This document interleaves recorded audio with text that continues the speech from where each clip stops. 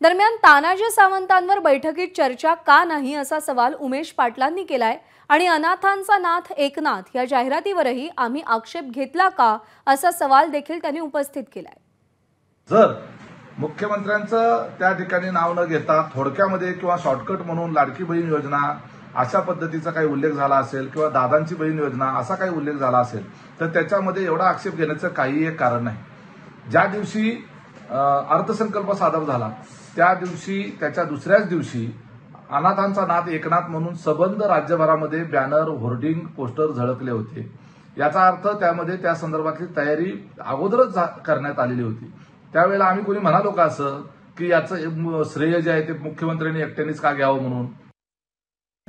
जर मंत्रिमंडळामध्ये आपण महायुती सरकारमध्ये एकत्र म्हणून काम करतो तर आमच्या नेत्यांचा आमच्या पक्षाच्या कार्यकर्त्यांचा अशा पद्धतीनं अपमान करणाऱ्या तानाजी सावंत यांची हकालपट्टी अद्यापपर्यंत तुम्ही का नाही केली, हा आमच्या कार्यकर्त्यांचा तुम्हाला प्रश्न आहे। या संदर्भामध्ये आज मंत्रिमंडळाच्या बैठकीमध्ये पहिल्यांदा तुम्ही तो विषय घ्यायला पाहिजे होता। त्या तानाजी सावंत जे काही बोलले त्याला समर्थन आहे का आपलं? तसं असेल तर तसंही स्पष्ट करून सांगा। यापूर्वीच आम्ही स्पष्टपणे सांगितलेलं आहे आम्ही काही सत्तेला हपापलेलो नाही आहोत। आणि लाडकी बहीण योजनेच्या जाहिरातीवरून महायुतीमध्ये कुरघोडी सुरू आहे असं म्हटलं तर चुकीचं ठरणार नाही। किमान या योजनेचे बॅनर तरी तसंच अधोरेखित करतायत। अजित पवारांच्या राष्ट्रवादीनं लाडकी बहीण योजनेच्या जाहिरातीतून मुख्यमंत्री शब्द काढून माझी लाडकी बहीण असा उल्लेख केला।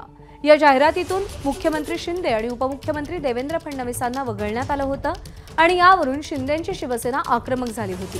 तर बारामतीमध्ये भाजपने केलेल्या बॅनरवरून पुन्हा वाद होण्याची चिन्ह आहेत, कारण भाजपच्या बॅनरवर देवेंद्र फडणवीस आणि एकनाथ शिंदेंचा फोटो आहे, पण बारामतीमध्ये लागलेल्या या बॅनरवर अजित पवारांचा फोटो मात्र दिसत नाहीये।